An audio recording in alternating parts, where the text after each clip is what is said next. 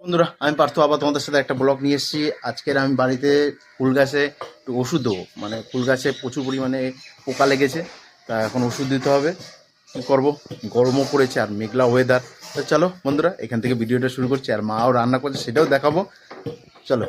যাই হোক বন্ধুরা, ওষুধগুলি আর মেশিন নিয়ে আমি বাইরে চলে এসেছি। এবার ফুল গাছে স্প্রে করব। এবার করতে করতে পাশের ফুল গাছটাও পোকা লেগেছে, আমি এখানে স্প্রে করছি। তার মাঝখানে কাকি বললো আমাদের গাছে ওইটা স্প্রে করে দিতে, করে দিলাম। তার মাঝখানে মা রান্না করছিল, সেটা লতি রান্না করেছিল, আর এদিকে হচ্ছে লাউ রয়েছে কাটা, আর অনেক কিছু রান্না করবে। তা এবার খিদাও লেগেছে, কী করবো এখন, তার মাঝকে স্প্রে করছিলাম। তা মা বললো কি ঠিক আছে, স্প্রে করার মাঝখানে আয় ভাত খেয়ে যা। তা এবার ভাত এনে আলু সেদ্ধ আর লতি দিয়েছে। চলো খাওয়ার সময় দেখা হচ্ছে। বন্ধুরা, আমি তো গাছে স্প্রে করছিলাম, মা ডেকেছে এখন খাবারের জন্য। তা তোমাদের দেখিয়েছি যে কী কী দিয়েছে। তা যাই বন্ধুরা, এখন ভাত খেতে হবে আমার। এখন অনেক বেলা হয়ে গেছে আর মেঘলা ওয়েদার, গরমও প্রচুর পরিমাণে গরম।